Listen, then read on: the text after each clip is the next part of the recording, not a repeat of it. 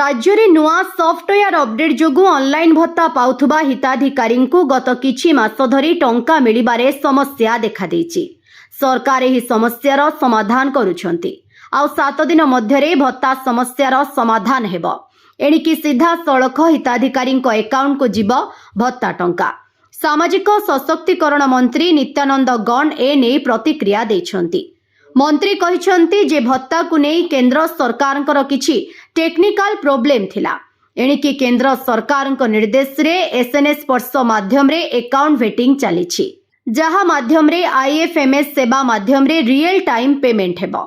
सेथिपाई भत्ता प्रदान रे असुविधा रहुछि।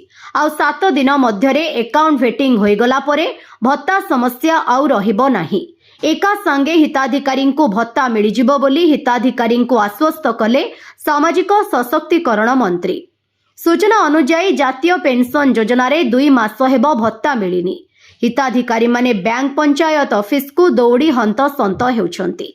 हिताधिकारी को तुरंत भत्ता न देले बीजेडी और कांग्रेस आंदोलन करिवे बोली चेतावनी देथिले। 7 दिन भितरे भत्ता मिलिबो बोली मंत्री कहिछंती। ब्यूरो रिपोर्ट, विकल्प समाचार।